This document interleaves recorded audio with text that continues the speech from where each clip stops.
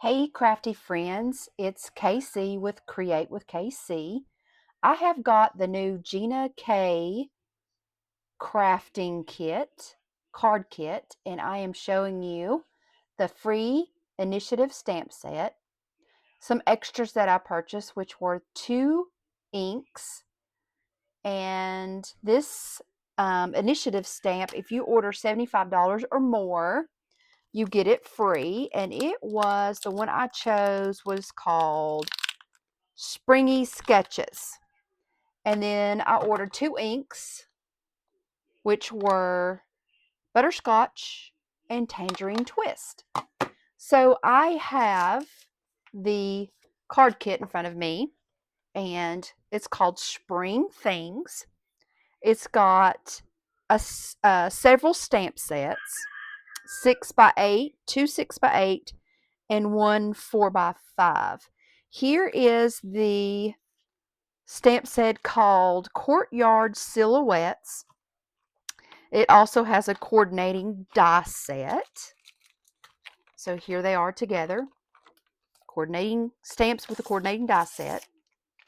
And the sentiments in this is with sympathy, made with love, thinking of you, so very grateful, and happy birthday. Okay?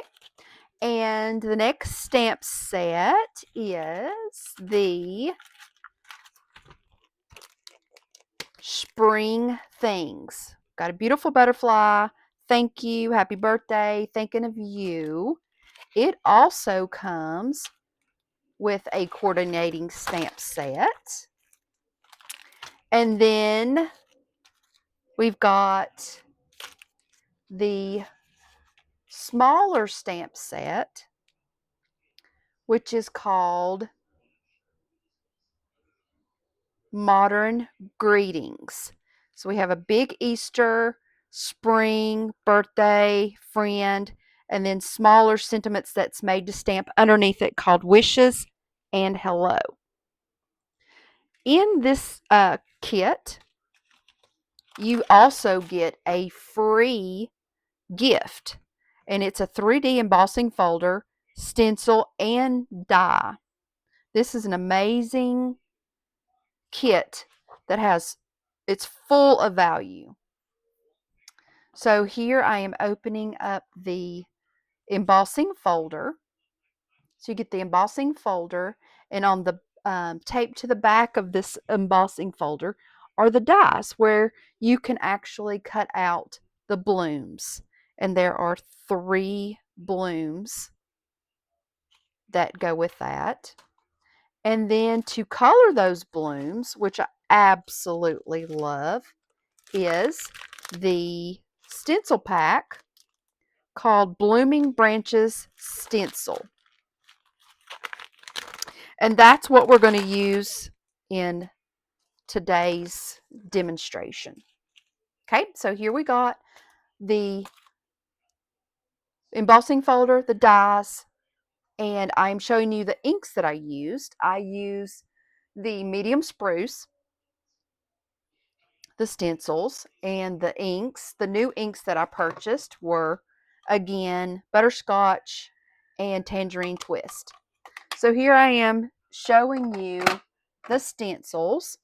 There are, I think, 5 stencils. Let me count them. 1, 2, 3, 4, 5. Yes, there's 5. And they are marked A, B, C, D, and E.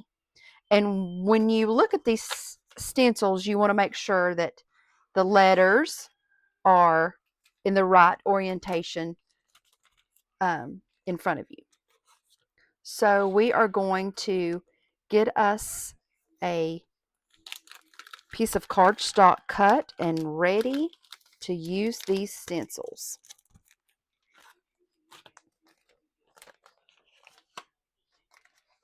I'm using the Gina K trimmer, guillotine trimmer. Love it. And I think later on in this video, I will show you a trick to cutting top folding card bases with this trimmer. Okay, so we've got our cardstock, and I'm just kind of giving myself a little feel on which size piece of paper that I want to use.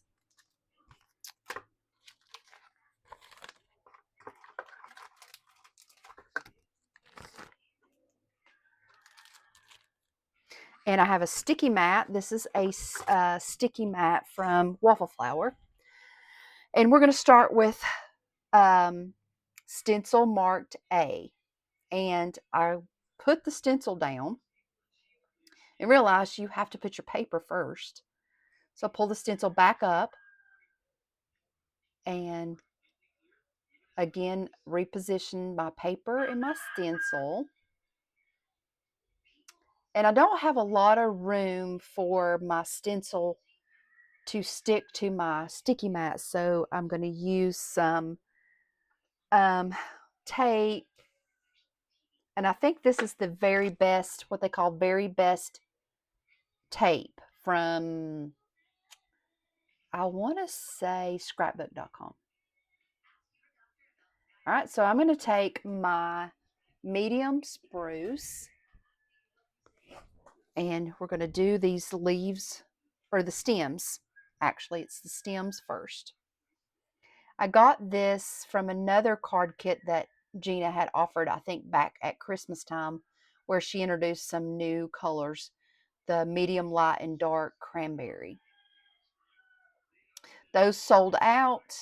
I believe they're back in stock. It's a beautiful color. The cranberry is. We're not using it today. We're just using the medium spruce. This is also a very pretty color for foliage. So I cleaned my Waffle Flower brush first because I wasn't sure what ink that I had used. I'm going to tap off my ink and I'm just going to go right to left, left to right in circles. And I want my leaves to be dark, so I'm doing this pretty heavy-handed to make sure I get real good coverage for my stems.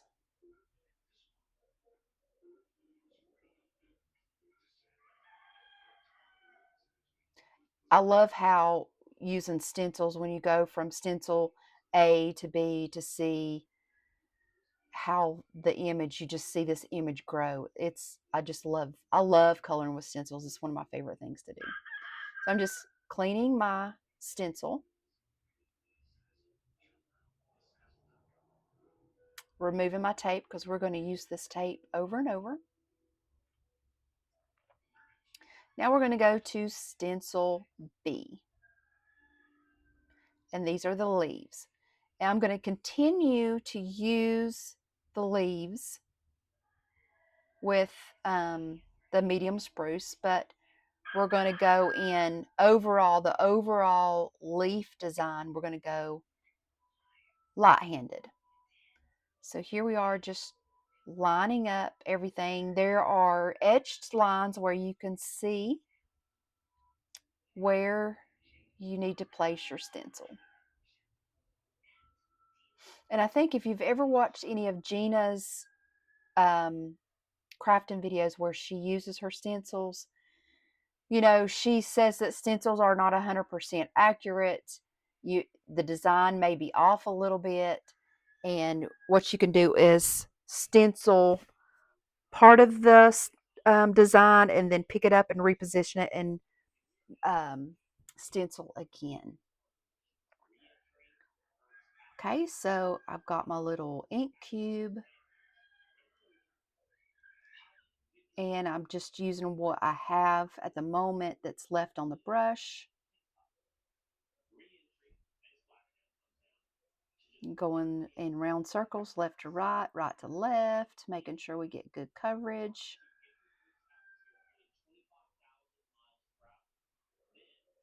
And then I noticed that there's also on this particular stencil, the leaf, or the flower itself, the centers are also on this stencil. So we're going to try our best to stay away from those centers,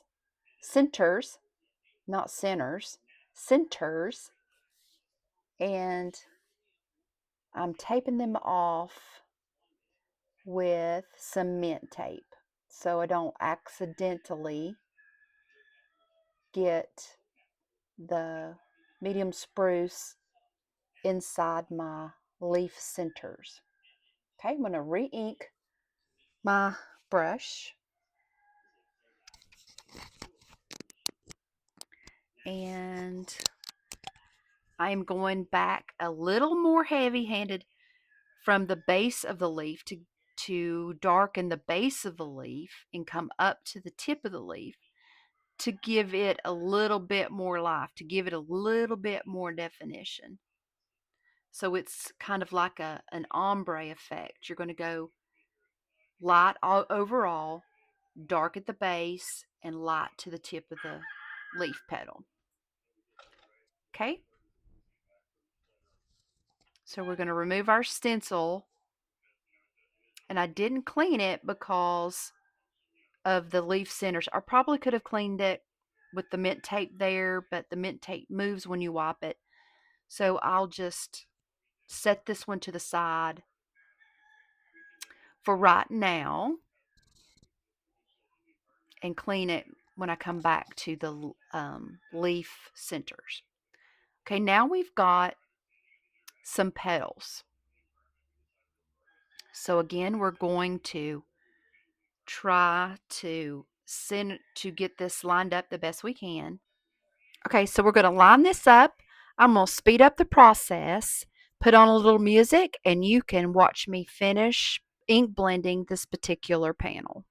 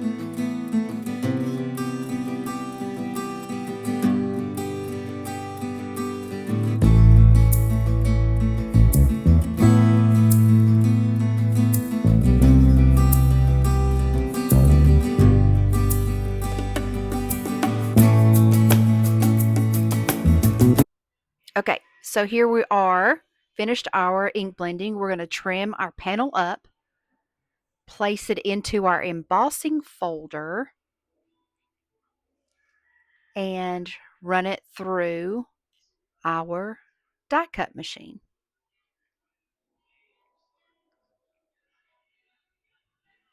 Okay, so I have labeled my embossing folder. This tells me how to put my paper into my embossing folder every time I go to use it. Okay, so I'm just lining it up, and we are going to run this blended panel with our embossing folder through our Griffin Empress die cutting machine. Okay. Okay, so we've run that through, and look at all that detail. Absolutely gorgeous. Okay, so we're ready to make our card base. Our card base is next. Here's our card base.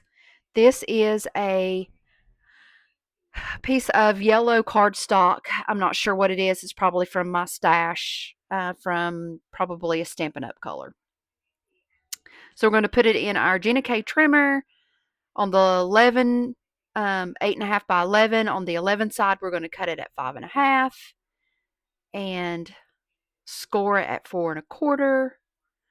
While we got our paper trimmer out, we are going to trim our black panel to 1/8 of an inch larger than our panel, which I think is 5 3/8 by 4 1/8. Our blended panel is 4 by 5 1/4. So the card base, the black panel, and our blended panel are all 1/8 of an inch smaller than each other. If that makes any sense.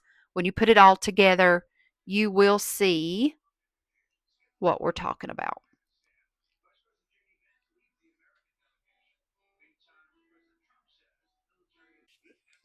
Okay, so we're going to take our card base that we just cut, score it at 4 1/4, and create our card base and glue our panels together.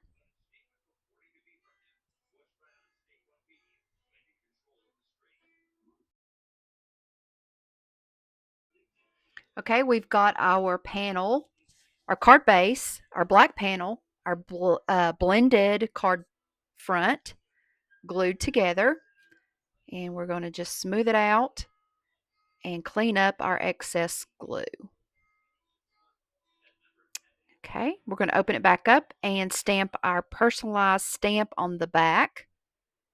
And then we're going to decide which sentiment we're going to use for the inside. Okay, I chose Modern Greetings stamp set. We're going to do birthday and wishes and use the coordinating die set to cut this out. So I am looking in my stash for a piece of thick card base white cardstock, and the first step is just to cut this out and use it as a template.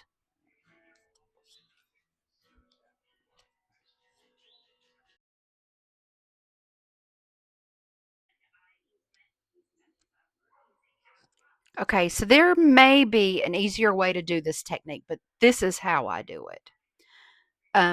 Stamping and then cutting this out. So we cut out our shadow layer first because we're going to use this to help us place our stamped image.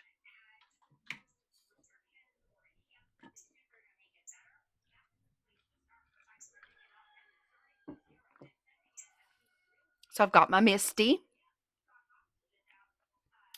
and I realized I need to trim this up just a little bit so it will fit inside my Misti. And inside my Misti, I have another sticky mat, plus I have an Altenew paper positioner.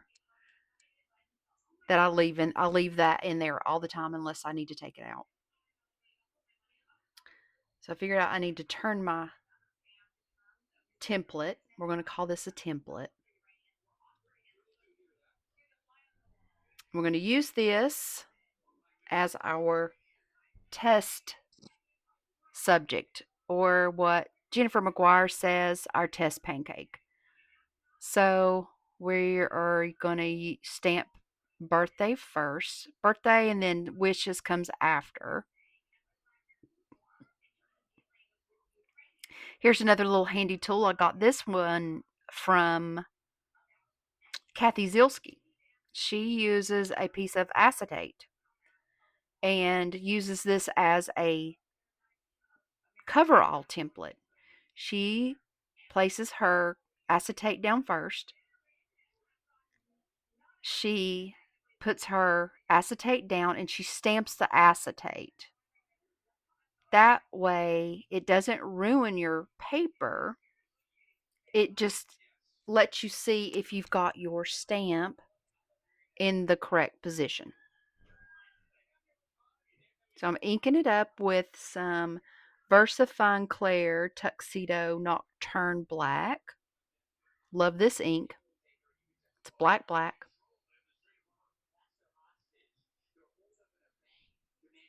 So I'm holding down my acetate and I'm looking to see if I like where I stamped.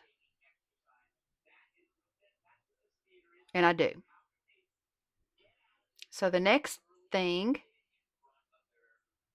is the real deal, the real stamp. I like it. So we're going to ink it up again, get it a little bit more crisper.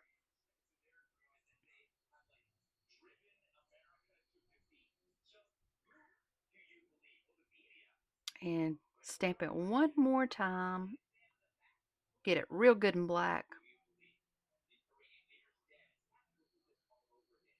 And it looks good.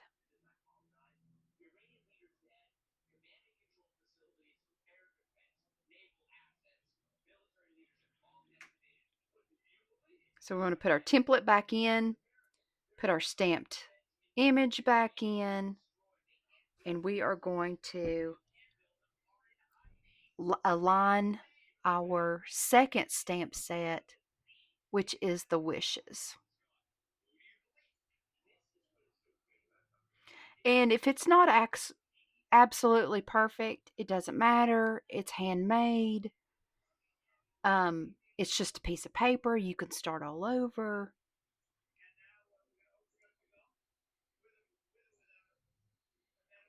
So we place our stamp, pick it up,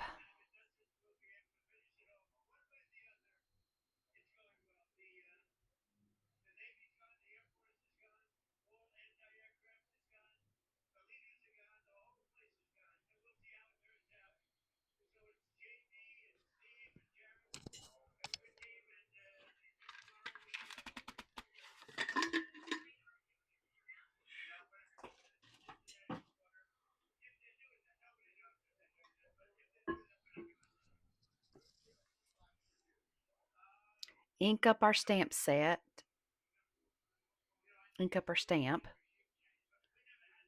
and stamp it. First time, it looks really good. And then I will save that little template, or maybe not, because you always have to cut one out. So you can save it and use it. If you were doing multiples or you wanted to do quite a few of these, then you would just put it back in there and stamp it over and over again, like I'm doing here. I did one more. I did the birthday in green, or the medium spruce, and put black wishes under it. So if you did multiples, you would want to keep using it over and over, and you wouldn't have to reposition it every time. Okay, so we're happy with our sentiment, and we're going to pop this up on foam tape, which I think this is another foam that I used from scrapbook.com, almost out of it. And the next foam tape I'm going to try is going to be the Altenew. I've got a huge roll of the Altenew's foam tape.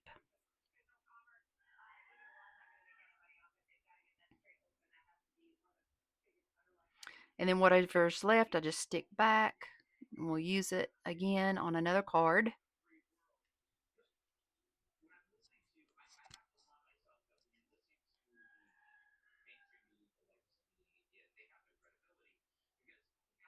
And we're going to find its placement.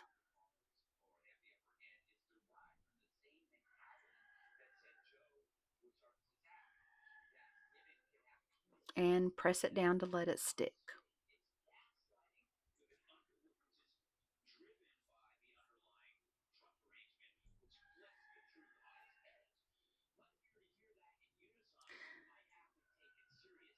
So our next thing is finding some embellishments. I'm going to use the Gina K sequins and embellishments, and these are the flat ones, and they're called metallic dots in gold. I needed the black ones. They were out of stock. I need to go back and order those. I keep forgetting to get some black ones. Okay, so we are going to put down a little couple of dots of glue.